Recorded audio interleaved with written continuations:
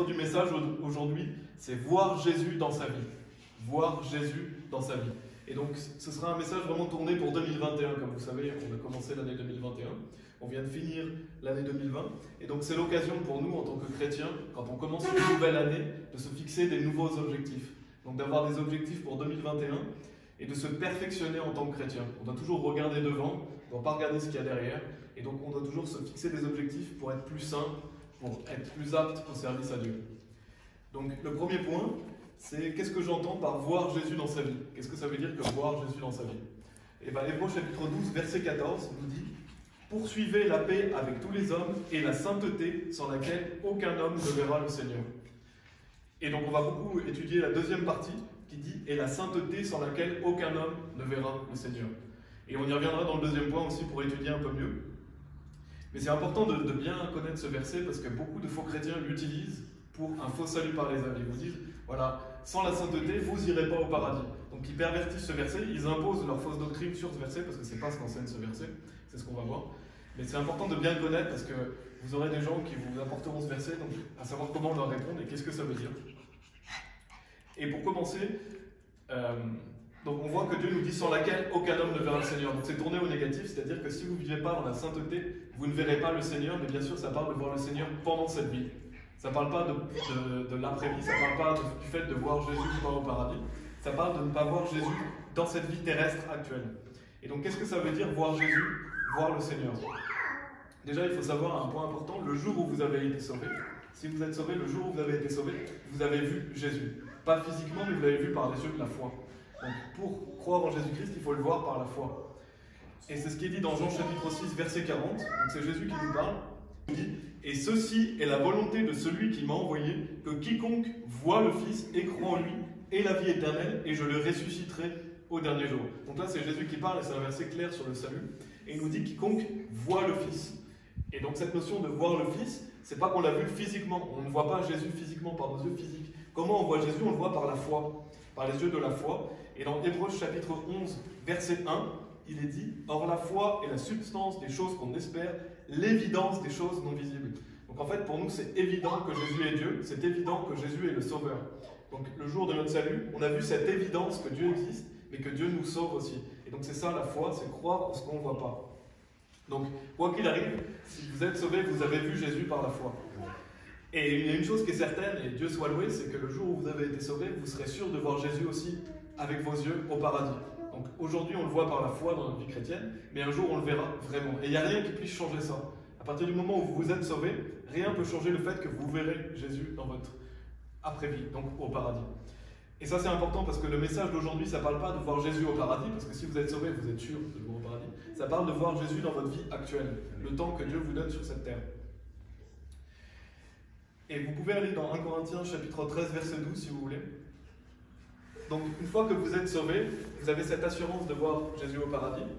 Et dans 1 Corinthiens chapitre 13, verset 12, il est dit « Car maintenant nous voyons comme au travers d'un miroir, obscurément, mais ensuite face à face. Maintenant je connais en partie, mais ensuite je connaîtrai comme aussi je suis connu. » Et j'aime bien ce verset parce qu'il montre qu'on voit à travers d'un miroir, on voit à travers la Bible. Le miroir, c'est le fait de voir Jésus par la foi à travers la parole de Dieu. Et on voit obscurément, parce qu'on ne le voit pas vraiment encore, mais ensuite face à face. Ça veut dire qu'on voit Jésus dans notre vie à travers la Bible, mais un jour on le verra face à face. Un jour on le verra vraiment. Et ça c'est vraiment une joie, on doit toujours se réjouir de savoir qu'un jour on verra Jésus pour de vrai.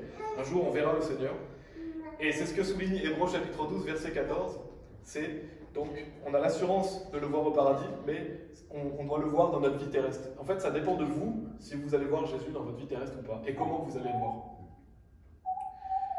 1 Pierre chapitre 1, verset 7 à 9 nous dit « Afin que l'épreuve de votre foi, étant beaucoup plus précieuse que l'or qui périt, bien qu'il soit éprouvé par le feu, puisse être trouvé en louange et honneur et gloire à l'apparition de Jésus-Christ, lequel vous aimez ne l'ayant pas vu, en qui, bien que maintenant vous ne le voyez pas, cependant croyant, vous vous réjouissez d'une joie inexprimable et pleine de gloire, recevant l'achèvement de votre foi, c'est-à-dire le salut de vos âmes. » Ça, c'est des bons versets à apprendre et à mémoriser parce qu'on aura toujours des épreuves. Notre foi est éprouvée. Et pourquoi? Pour qu'elle puisse trouver en louange et honneur et gloire à l'apparition de Jésus-Christ.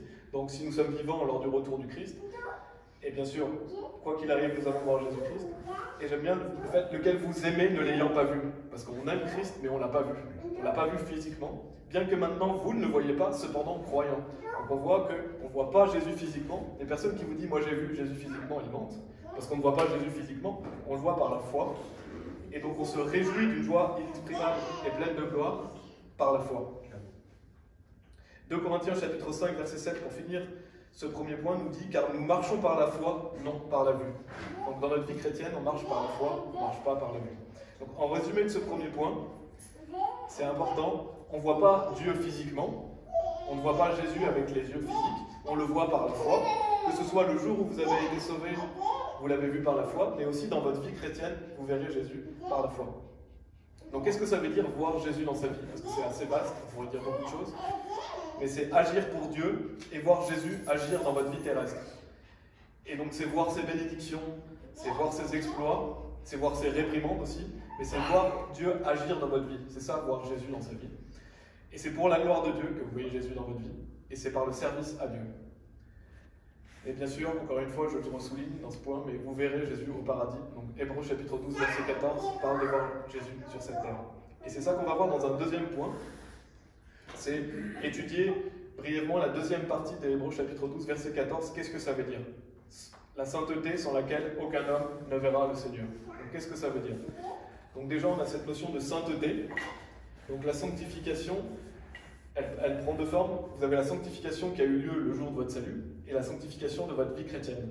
La sanctification le jour du salut, c'est un événement. C'est-à-dire qu'une fois que vous avez cru en Jésus-Christ, vous êtes rendu saint. La Bible dit que vous êtes saint. Hébreux chapitre 10, verset 17 nous dit « Par laquelle volonté nous sommes sanctifiés par le moyen de l'offrande du corps de Jésus-Christ faite une fois pour toutes. » Donc Jésus s'est donné une fois pour nos péchés. Le jour où vous avez vu à lui et cru en lui, et ben vous êtes rendu saint. Ça, c'est un événement. C'est la sanctification pour le salut. Mais après, il y a votre vie chrétienne. Et dans votre vie chrétienne, Dieu veut que vous marchiez dans la sainteté. Et ce terme, la sainteté, dans Hébreux 12, 14, fait référence à cette sainteté de la vie chrétienne, de la marche chrétienne. Et c'est un processus, c'est jusqu'à votre mort, la sanctification de la vie chrétienne. Et on se sanctifie par amour et par crainte de Dieu. D'ailleurs, si vous voulez aller dans 2 Corinthiens chapitre 7, verset 1, 2 Corinthiens chapitre 7, verset 1,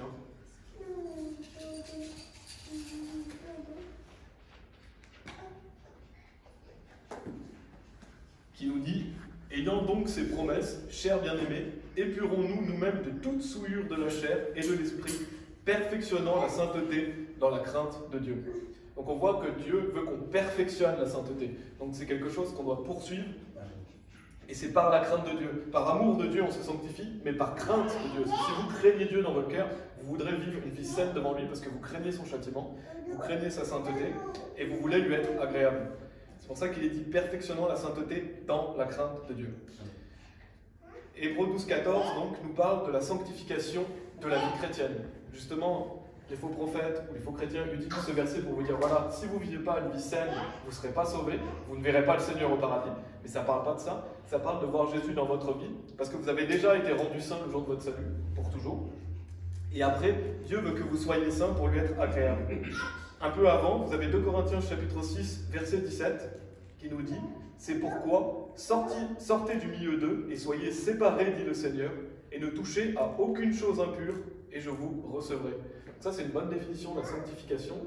Et vivre dans la sainteté, c'est d'être séparé. En fait, on est un peuple particulier pour Dieu. On doit vivre séparément. On doit être séparé pour Dieu. On doit être mis à part du monde. C'est ça la sainteté. C'est vous mettre à part des souillures de la chair. C'est vivre une vie saine pour Dieu, d'être différent du monde et d'être comme Dieu veut que vous soyez. Donc ça, c'est la sainteté qu'on retrouve dans Hébreux 12, 14. Et ensuite, il est dit, sans laquelle aucun homme ne verra le Seigneur. Donc cette notion de voir le Seigneur, qui bien sûr ici est tournée au négatif, parce que c'est la notion de ne pas voir le Seigneur. Et ce que Dieu nous enseigne justement, c'est que si vous vivez dans la sainteté, alors vous verrez le Seigneur. Et donc c'est ce qu'on doit désirer en tant que sauvé. Et donc on a dans l'Ancien Testament l'histoire d'Ézéchias, qui est en Ésaïe chapitre 38, versets 9 à 11. Donc le roi Ézéchias, qui était le roi de Juda. Dans Ésaïe reparle du roi Ézéchias. Et c'est intéressant de noter, il est dit « L'écrit d'Ézéchias, roi de Juda », donc Ésaïe 38, versets 9 à 11, lorsqu'il a été malade et qu'il a été rétabli de sa maladie. Je disais dans le retranchement de mes jours, j'irai dans les portes de la tombe, je suis privé du reste de mes années. Je disais, je ne verrai plus le Seigneur, à savoir le Seigneur dans la terre des vivants. Je ne contemplerai plus l'homme avec les habitants du monde. Et en fait, on voit dans ce passage Ézéchias a été malade à la mort, mais qui va être guéri par Dieu. Dieu va lui accorder plusieurs années encore. Et on voit qu'il dit, je disais, je ne verrai plus le Seigneur, à savoir le Seigneur dans la terre des vivants.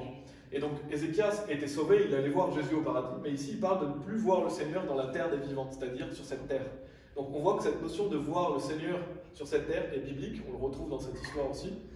Et ça rejoint Hébreux 12, 14, qui nous parle de voir Jésus dans cette vie. Et dans Psaume 116, verset 9, on a aussi « Je marcherai devant le Seigneur dans la terre des vivants ». Donc, aujourd'hui, on marche devant le Seigneur dans la terre des vivants. On est encore sur cette terre. Et donc dans ce message, je parle vraiment de voir Jésus dans votre vie chrétienne. Et donc il faut pour cela poursuivre la sainteté. Donc il est dit poursuivez la paix avec tous les hommes et la sainteté, sans laquelle aucun homme ne verra le Seigneur.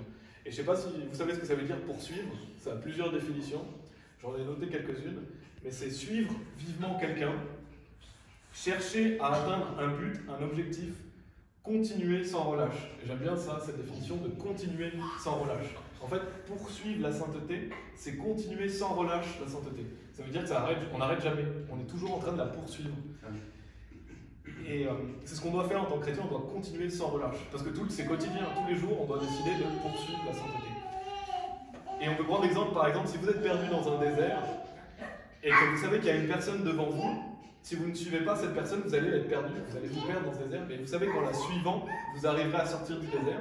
Et bien c'est pareil, en fait, la sainteté elle est devant vous, il faut la poursuivre. Si vous la perdez de vue, vous êtes perdu. Pourquoi vous êtes perdu? Parce que vous allez vivre une vie misérable. Sans la sainteté, vous ne verrez pas Jésus dans votre vie. En fait, ce que vous verrez dans votre vie, c'est le châtiment de Dieu. Vous verrez les châtiments, châtiments, châtiments. Et ce n'est pas une vie qu'on a envie de mener. On n'a pas envie d'être réduit, on n'a pas envie d'être châtié par le Seigneur. Parce qu'on ne rigole pas avec Dieu. Donc on doit toujours voir la sainteté devant nous et la poursuivre. C'est quelque chose à laquelle on doit s'attacher. Parce que si vous faites du mal, vous allez récolter le mal. Et donc c'est dommage parce que oui, vous allez voir Jésus au paradis, si vous êtes sauvé, vous êtes sûr d'aller voir Jésus au paradis, mais vous allez mener une vie misérable, et en plus vous passerez à côté des récompenses éternelles. Et c'est justement l'objectif de ce message, que vous soyez encouragés à poursuivre la sainteté, afin de voir Jésus dans votre vie. Et donc le troisième point, on a vu dans un premier point, qu'est-ce que ça veut dire que voir Jésus? On a vu qu'est-ce que voulait dire Hébreux 12, 14, la deuxième partie. Maintenant, je vais donner quelques notions bibliques, justement, pour que vous puissiez voir Jésus dans votre vie. Et c'est un bon moment, justement, au début d'une année, de se donner des objectifs pour voir Jésus dans sa vie. Donc, titre chapitre 2, verset 14, nous dit, titre chapitre 2, verset 14, qui s'est donné lui-même pour nous, donc en parlant de Jésus, Jésus s'est donné lui-même pour nous, afin qu'il puisse nous racheter de toute iniquité et de purifier à lui-même un peuple particulier, zélé pour les bonnes œuvres. Donc j'aime bien dans ce verset, on a justement la sanctification du salut, on a le salut, et on a la sanctification de la vie chrétienne. On a la vie chrétienne, on a les deux dans ce salut. Parce que Jésus s'est donné lui-même pour nous, il s'est donné gratuitement, il est mort pour nos péchés. Pourquoi? Afin qu'il puisse nous racheter de toute iniquité. Donc on est pardonné de nos péchés le jour de notre salut. Et il y a une suite, et de purifier à lui-même un peuple particulier, zélé pour les bonnes œuvres. Donc, en fait, oui, on est sauvé par la foi sans les œuvres. Le salut est gratuit, il dit, mais pour celui qui n'œuvre pas, mais qui croit en celui qui justifie l'impie, sa foi lui est comptée pour droiture. Donc vous êtes sauvé sans aucune œuvre, seulement par la foi. Mais une fois que vous êtes sauvé, il faut vous mettre à l'œuvre. Et c'est pas pour rester sauvé, vous êtes déjà sauvé. C'est pas automatique non plus, ça demande des efforts. On va pas automatiquement faire des œuvres. Mais c'est ce que Dieu veut pour nous. En fait, Dieu nous sauve pour qu'on le serve. Il y a une suite au salut, c'est la vie chrétienne. Et Dieu s'est fait justement un peuple particulier pour qu'on soit zélé pour les bonnes œuvres. Donc Dieu nous sauve pour qu'on puisse le servir. Il est même dit aussi dans la Bible, approchez-vous de Dieu et il s'approchera de vous. Donc si vous voulez que Dieu s'approche de vous, vous devez vous approcher de lui. Donc vous devez faire le premier pas et vous devez poursuivre la sainteté. Donc on va voir quelques points. Chaque point pourrait donner un message complet, tellement chaque point est important. Mais je vais les survoler, on va aller rapidement d'écriture en écriture pour que vous ayez justement quelque chose de complet et que vous puissiez vous fixer des objectifs pour la nouvelle année. Donc le premier point, pour voir Jésus dans sa vie, c'est de lire la Bible. Bien sûr, ça paraît évident, mais il y en a beaucoup de gens qui ne le font pas. Beaucoup de gens ne lisent pas la Bible, beaucoup de gens crois que lire la Bible, on n'est pas obligé de le faire tous les jours, mais il faut lire la Bible tous les jours, c'est très important. Amen. Et Jean chapitre 5, verset 39 nous dit, donc ça c'est Jésus qui parle, il nous dit « Cherchez dans les Écritures, car en elles vous pensez que vous avez la vie éternelle, et ce sont elles qui témoignent de moi. » Donc en fait, quand on lit les Écritures témoignent de Jésus. Donc si vous voulez voir Jésus, lisez les Écritures parce qu'elles témoignent de lui. Donc déjà, vous verrez Jésus à travers la Bible, parce que Jésus est présent partout dans la Bible, que ce soit par des images ou que ce soit quand il parle aussi. La Bible est à propos de Jésus. Donc déjà, vous verrez Jésus dans la Bible, mais vous verrez aussi Jésus dans votre vie, parce qu'en lisant la Bible, vous verrez Jésus agir dans votre vie. Et comment vous allez voir Jésus? Parce que vous pouvez dire, oui, mais je lis la Bible, mais je ne vois pas Jésus. Bah, vous le verrez parce qu'il va répondre à vos prières, parce qu'il va vous bénir, parce que ses paroles vous réconfortent, ses paroles vous reprennent aussi si vous êtes sur un mauvais chemin. C'est comme ça que vous verrez Jésus, par la joie inexprimable et pleine de gloire. C'est spirituel, c'est les fruits de l'esprit. Donc ça, c'est le premier point, lire la Bible. On a aussi Jean chapitre 8, versets 31 et 32 qui nous dit, Jean chapitre 8, donc un peu plus loin, versets 31 et 32. Puis Jésus dit à ces Juifs qui avaient cru en lui, si vous continuez dans ma parole, alors vous êtes en effet mes disciples, et vous connaîtrez la vérité, et la vérité vous rendra libre. Et je ne sais pas si vous aviez déjà souligné, mais dans ce verset, on voit que Jésus parle à des personnes qui ont cru en lui. C'est des personnes qui sont sauvées. Et il y a un si après, il dit, si vous continuez dans ma parole, alors vous êtes en effet mes disciples. Donc ce seul verset, il détruit tous les gens qui disent qu'on est sauvé en étant disciples. Il y a beaucoup de gens qui disent, voilà, il faut être disciple de Jésus, il faut suivre Jésus pour être sauvé, mais ce verset dit le contraire, parce qu'il dit, il parle à des gens sauvés, et il leur dit qu'il y a une condition pour être disciple. Donc ça veut dire qu'on peut être sauvé sans être disciple. Et il y a un si vous voulez être un disciple de Jésus, il est dit, si vous continuez dans ma parole. Donc vous ne pouvez pas être disciple de Jésus sans continuer dans sa parole. Et comment vous pouvez continuer dans sa parole si vous ne la lisez pas? On ne peut pas continuer dans la parole de quelqu'un qu'on ne lit pas. Et par lire aussi, bien sûr, j'entends aussi écouter, parce que vous pouvez écouter la parole, vous pouvez écouter des messages, mais je pense que c'est important de toujours lire la Bible, parce que vous êtes face à Dieu, vous êtes seul face à Dieu, et Dieu vous parle. Donc je pense que c'est très important que vous lisiez la Bible, en format papier ou sur l'ordinateur, mais que vous lisiez la Bible. Et donc c'est une condition pour être disciple de Jésus, il faut continuer dans sa parole. Donc ça c'est le premier point, j'aimerais que vous fixiez l'objectif, on doit tous se fixer l'objectif de lire la Bible. Déjà si vous la lisez 15 minutes par jour, vous pouvez la lire une fois dans l'année. Et je vous encourage à lire le plus possible la Bible, afin justement de voir Jésus dans votre vie. Ça c'est le premier point. Le deuxième point c'est pareil, c'est évident, mais c'est important d'y veiller, c'est de prier. Donc il faut prier dans notre vie chrétienne. On a au psaume 145, si vous voulez aller au psaume 145, versets 18 et 19.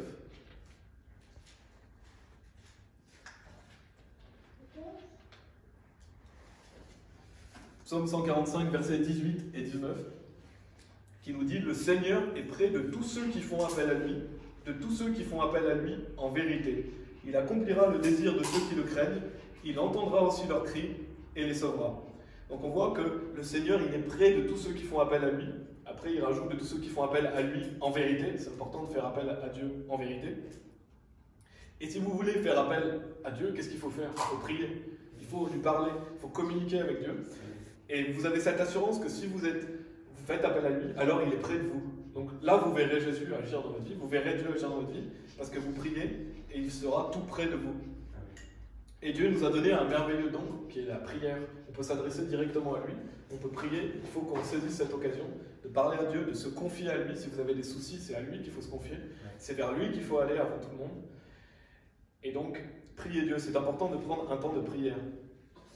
1 Pierre chapitre 3, verset 12 nous dit aussi « Car les yeux du Seigneur sont sur les hommes droits, et ses oreilles sont ouvertes à leurs prières, mais la face du Seigneur est contre ceux qui font le mal. » Donc les yeux du Seigneur sont sur les hommes droits, et il est dit « Et ses oreilles sont ouvertes à leurs prières. » Donc Dieu écoute nos prières, Dieu est là, parlez-lui, et si vous voulez voir Jésus justement dans votre vie, alors priez. Et donc on peut se fixer bien sûr l'objectif en 2021 de prier plus souvent. De prier Dieu, de se confier en lui quand on a un souci, de se confier en lui jour après jour. Lamentation 3.25 nous dit « Le Seigneur est bon pour ceux qui s'attendent à lui, pour l'âme qui le cherche. » Donc attendez-vous à sa bonté. Dieu aime qu'on s'attende à sa bonté. Donc ça c'est le deuxième point. Premier point, donc c'est lire la Bible. Le deuxième point, c'est de prier. Le troisième point, c'est de chanter des louanges à Dieu. Donc c'est important de chanter des louanges à Dieu. Si vous voulez voir Jésus dans votre vie, alors chantez des louanges à Dieu. Colossiens chapitre 3, verset 16 nous dit que la parole de Christ demeure en vous richement en toute sagesse, vous enseignant et vous admonestant l'un l'autre par des psaumes et des hymnes et des cantiques spirituels, chantant dans vos cœurs au Seigneur avec grâce. Donc, quand vous chantez au Seigneur, faites-le avec joie, faites-le avec détermination, n'allez pas juste chanter pour chanter, mais chantez la gloire de Dieu. C'est très important, ça vous aidera à être rempli de l'Esprit, ça vous aidera à être plus heureux dans votre vie. Et Dieu aime qu'on chante sa louange et sa gloire. Et donc fixez-vous l'objectif, si vous ne chantez pas, de chanter plus cette année qui vient. Apprenez des hymnes, apprenez des cantiques et chantez-les à haute voix et aussi dans votre cœur. Donc ça c'est le troisième point. Comme je l'ai dit, je vais assez rapidement de point en point, mais je veux vraiment qu'on voit plusieurs objectifs pour cette année 2021. Le quatrième point, bien sûr, c'est aussi aller à l'église. C'est un commandement de Dieu, il faut aller à l'église. Éphésiens 5, 25 nous dit « Marie, aimez vos femmes comme Christ aussi a aimé l'église et s'est donné lui-même pour elle. » Donc Jésus est mort pour l'église. Donc l'église est très importante. Jésus est mort pour l'église et Dieu agit à travers l'église. Donc si vous voulez voir Jésus dans votre vie, allez à l'église parce que Dieu agit à travers l'église. Elle est le pilier et l'appui de la vérité. Bien sûr, on a Hébreux 10, 25 qui nous dit de ne pas abandonner l'assemblée, le rassemblement de nous-mêmes. Donc en objectif de 2021, vous pouvez vous fixer l'objectif d'aller à l'église plus souvent, d'aller à l'église le plus souvent possible, et aussi d'être fidèle dans l'église dans laquelle vous êtes et de servir, parce que vous allez à l'église pour servir Dieu. Donc fixez-vous aussi l'objectif de vous investir à l'église locale. Ça c'est le quatrième point. Le cinquième point, c'est évangéliser. Donc fixez-vous des objectifs d'évangélisation. Et ça, je vais en parler un petit peu plus brièvement parce qu'on a déjà fait des messages là-dessus. Mais c'est important quand même de le souligner. Si vous voulez aller dans Jean chapitre 15, pour parler de cette notion d'évangéliser.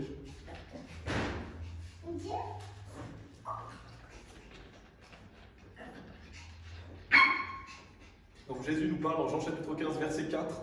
« Demeurez en moi et moi en vous. Comme la branche ne peut pas porter de fruits d'elle-même, à moins qu'elle ne demeure dans la vigne, pas plus que vous le pouvez, à moins que vous ne demeuriez en moi. Je suis la vigne, vous êtes les branches. Celui qui demeure en moi et moi en lui, celui-là porte beaucoup de fruits, car sans moi, vous ne pouvez rien faire. » Donc on voit, cette notion de porter du fruit, c'est justement une occasion de voir Jésus dans sa vie, parce que ça veut dire que Jésus demeure en vous et que vous demeurez en lui. Il est dit, celui qui demeure en moi et moi en lui, celui-là porte beaucoup de fruits. Donc un bon moyen de voir Jésus dans sa vie, c'est d'aller porter du fruit. Jésus demeure en vous, vous demeurez en lui. Et il est dit même au verset 8, « En ceci mon Père est glorifié, que vous portiez beaucoup de fruits, ainsi vous serez mes disciples. » Donc Dieu est glorifié si vous portez beaucoup de fruits pour lui. Et il est dit aussi encore une fois, « Ainsi vous serez mes disciples. » Donc il y a encore une condition pour être disciple de Jésus. Il nous a dit, si vous continuez dans ma parole, mais il y a aussi, si vous allez porter du fruit. Vous ne pouvez pas dire que vous êtes disciple de Jésus si vous n'allez pas évangéliser. C'est en contradiction avec cette écriture. Que vous portiez beaucoup de fruits, ainsi vous serez mes disciples. Donc l'évangélisation est très importante. Et justement, comme objectif, vous pouvez vous fixer des objectifs d'évangélisation, d'évangéliser plus souvent, déjà de vous investir dans les horaires qui sont prévus, mais aussi de le faire dans votre vie de tous les jours. Dès que vous avez une occasion, que ce soit au travail, que ce soit en famille ou avec des amis, alors saisissez les opportunités de parler de Jésus. Parlez justement le plus possible de Jésus-Christ autour de vous. Donc ça, c'est un objectif qu'on peut se fixer, voilà, évangéliser plus, ou démarrer un groupe d'évangélisation là où vous êtes, si jamais justement vous n'avez personne avec qui y aller, démarrer quelque chose. Et un autre objectif qu'on peut se fixer, si on évangélise déjà, c'est de s'améliorer. Parce qu'en tant que chrétien, on doit toujours se perfectionner, on doit aller vers la perfection, c'est-à-dire être complet. Et donc un objectif qu'on peut se fixer, c'est de s'améliorer, par exemple, d'apprendre des versets, comme on le fait, d'apprendre des versets d'évangélisation, c'est un bon moyen de s'améliorer. Il y a aussi le fait de chercher l'excellence. On ne cherche pas la facilité, on cherche l'excellence. Donc on veut donner des meilleurs exemples, prendre plus de temps avec les gens, avoir de la patience. C'est pas parce qu'on évangélise depuis quelques années qu'on ne doit plus être patient envers les gens, on doit être patient. On doit prendre, en fait, on est des ministères pour les gens. Enfin, des ministres, pardon. Donc on doit servir les gens. Donc on doit prendre le temps de bien expliquer, prendre le temps de s'améliorer, ne pas se reposer sur notre propre sagesse, mais se reposer sur la Bible. C'est important de toujours donner des versets, de prendre le temps et de perfectionner notre méthode. Ça, c'est quelque chose à laquelle, justement, on peut se fixer comme objectif en 2021, de se perfectionner afin de porter plus de fruits à Dieu. Ça, c'est le cinquième point. Le sixième point, c'est la famille. Donc, justement, cette notion de se fixer des objectifs dans la famille. Déjà dans le mariage, dans Éphésiens chapitre 5, versets 24 et 25. Éphésiens chapitre 5, versets 24 et 25, il est dit: par conséquent, comme l'Église est soumise à Christ, de même que les femmes le soient aussi à leur propre mari en toutes choses. Marie, aimez vos femmes comme Christ aussi a aimé l'Église et s'est donné lui-même pour elle. Et au verset 33, un peu plus loin, il est dit: néanmoins que chacun de vous en particulier aime ainsi sa femme comme lui-même, et que la femme prenne soin de révérer son mari. Donc c'est quelque chose qu'on doit travailler dans notre couple, on doit travailler pour le bien de notre mariage. Donc il faut se perfectionner dans la sainteté de notre mariage. On doit faire des efforts.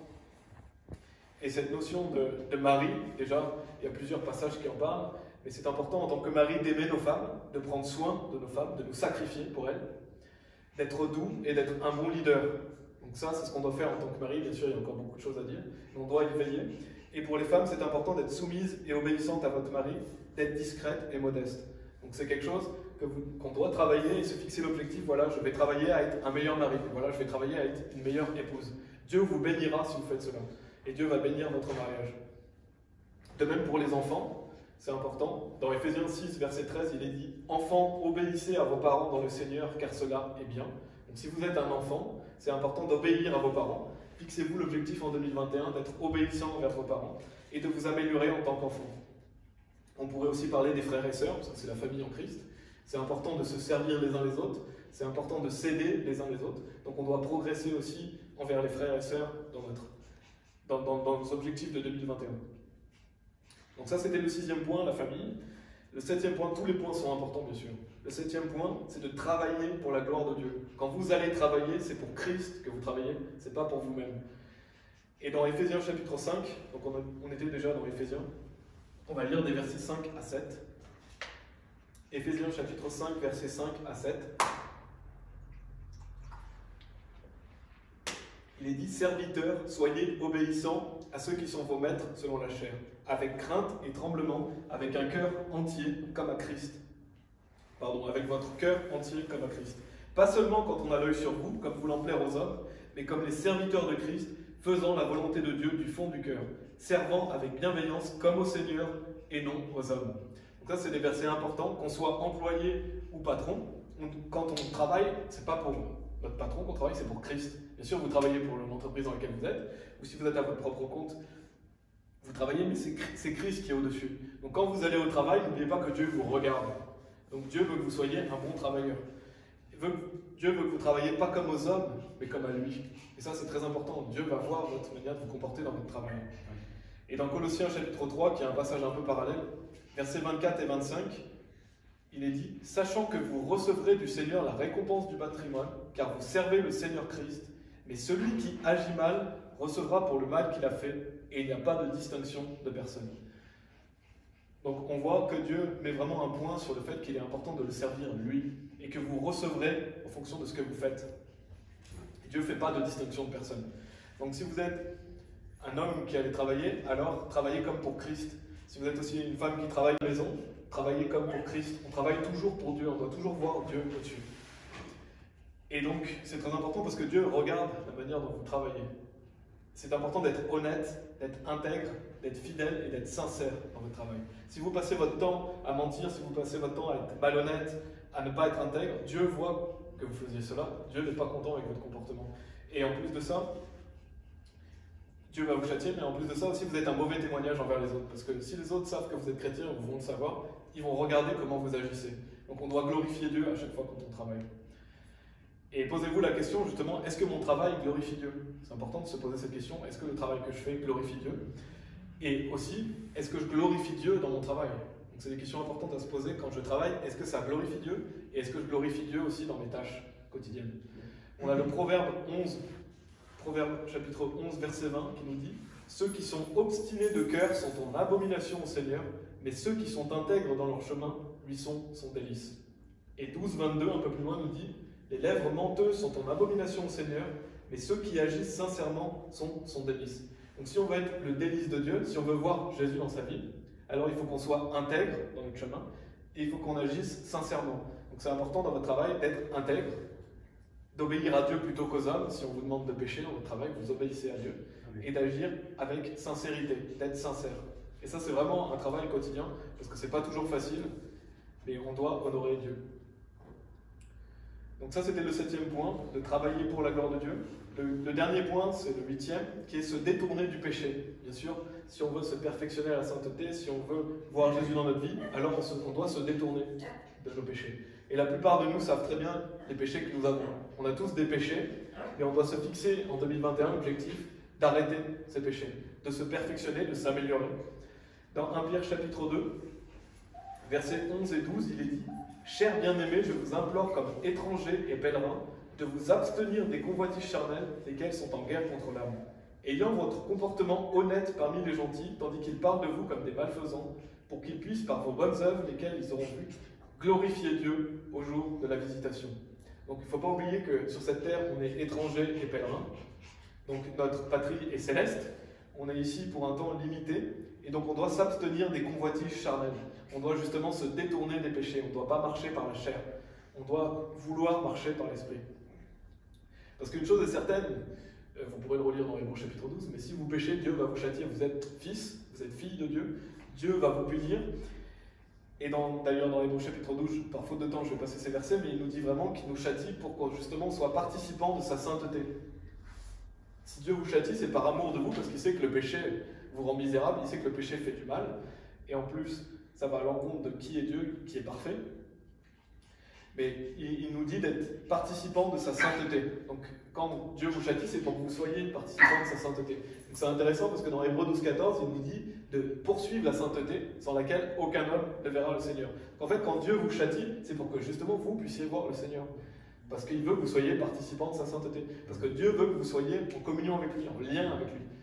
Et c'est vous qui empêchez cela par vos péchés, c'est vous qui empêchez cela par la volonté de suivre votre propre cœur. Non, suivez ce que Dieu dit. Et ainsi, vous participerez à la sainteté de Dieu. Et Dieu peut sévèrement vous châtier, c'est un feu consumant. Donc, il vaut mieux désirer les bénédictions de Dieu que de désirer le châtiment. Donc voilà, c'était vraiment un survol des points. Mais pour qu'on puisse se fixer des objectifs en 2021, de lire plus la Bible, de prier plus, de se confier plus en Dieu, d'avoir plus confiance en lui, de chanter des louanges à Dieu, c'est important, d'aller à l'église, d'évangéliser bien sûr, dans notre famille, que ce soit la famille que nous avons terrestre ou la famille en Christ, de travailler pour la gloire de Dieu aussi, et de se détourner du péché. Donc ça, c'est des objectifs qu'on peut se fixer en 2021. Et pour terminer, on va aller dans Actes chapitre 7, si vous voulez. Actes chapitre 7, c'est le dernier endroit où on va aller. Donc on a vu justement plusieurs points bibliques de comment voir Jésus dans sa vie. Comment vous pouvez voir Jésus plus dans votre vie. Je ne sais pas pour vous, mais moi je veux voir Jésus dans ma vie. Je veux que Jésus agisse dans ma vie, je veux être de son côté, je ne veux pas être contre lui. Donc c'est important de méditer ces points et de réfléchir, de toujours ressasser qu'est-ce que j'ai fait et qu'est-ce que je peux améliorer. Parce que Jésus, vous allez le voir au paradis, quoi qu'il arrive. Dieu merci, mais on doit désirer voir Jésus dans cette vie. Et donc dans Actes chapitre 7, c'est l'histoire d'Étienne, au verset 55 et 56. Enfin, cela parle d'Étienne. Et c'est juste avant sa mort. Des magnifiques versets, versets 55 et 56, où il est dit « Mais lui, étant plein de l'Esprit Saint, donc en parlant d'Étienne, regarda fermement au ciel et vit la gloire de Dieu, et Jésus se tenant debout à la main droite de Dieu. Et dit « Voici, je vois les cieux ouverts, et le Fils de l'homme se tenant debout à la main droite de Dieu. » Donc c'est juste avant sa mort, Étienne va mourir en tant que martyr, et on voit qu'il voit Dieu par ses yeux physiques. Il a cette bénédiction de voir Jésus, il voit Dieu, il voit Jésus en plus debout à la droite de Dieu, parce que Jésus honore la mort d'Étienne, il est debout. Et donc on n'aura pas forcément cette bénédiction, à part si on voit le retour de Jésus-Christ de notre vivant, on pourra voir Jésus de nos propres yeux, mais Étienne a eu cette grâce, cette bénédiction de voir Jésus par ses yeux physiques. Il sait qu'il va le voir pour l'éternité peu de temps après, parce qu'il va décéder, il va aller au paradis. Donc il va voir Jésus au paradis, mais il l'a vu, il a eu cette bénédiction de le voir vraiment de ses yeux physiques. Et c'est ça qu'on doit décider de vouloir voir Jésus. On ne le verra pas comme Étienne l'a vu, mais on peut le voir agir dans notre vie.